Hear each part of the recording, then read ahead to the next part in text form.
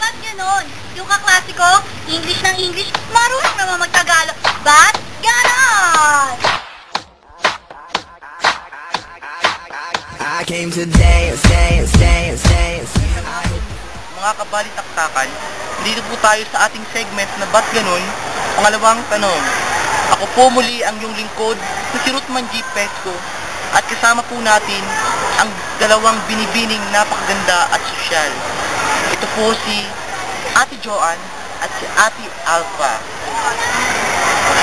Nandito po tayo upang tanungin sila ng mga ilang katanungan lamang tungkol sa wika. Okay, mga binibini, ito ang unang tanong. Ano ba ang mga rason mo at mas pinili mo ang banyagang wika kaysa sa ating sariling wika?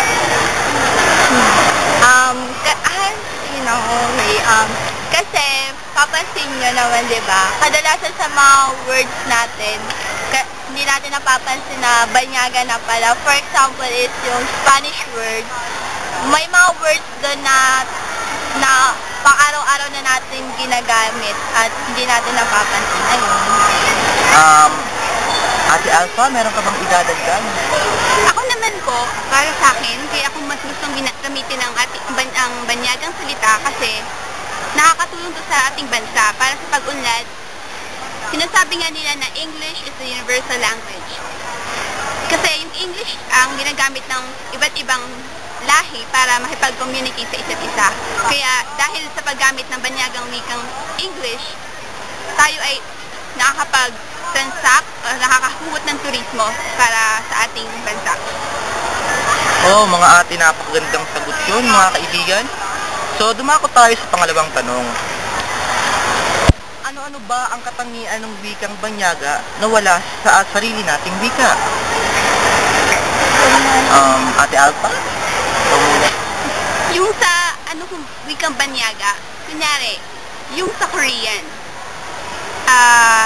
marami silang bagay na mga sinasabi na tulad-tulad lang ng meaning.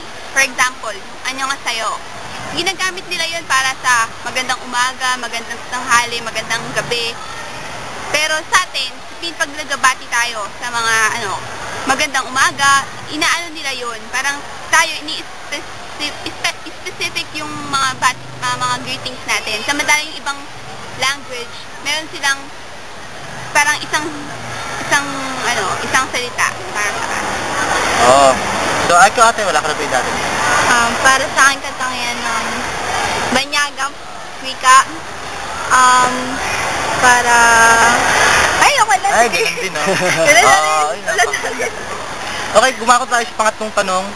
Bakit sa dinami-dami ng wikang maaari mong gamitin o ang wikang napili, bakit yung pang yung napili, maate? Para sa akin kasi yung Spanish, madali siyang aralin. Tsaka simple lang yung words niya. Kasi ako inaaral ko basic pa lang eh. Basic lang naman, hindi naman yung mga malalalim, mga ganon.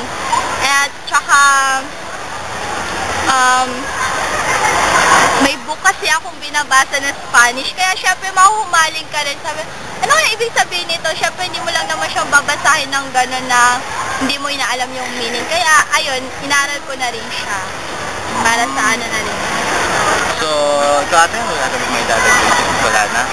Okay, bako tayo sa pang-apat na tanong. Para saan ang pagpapalit mo ng wika? O yung paggamit mo ng ibang wika? Para sa akin, hindi ko naman sinasabing pinapalitan ko yung wika ko kasi sa katunayan, parang ginagamit ko lang siya as second language. Kunyari, yung Filipino pa rin at Tagalog yung ginagamit ko, pero in case na may mga emergency tulad ng mga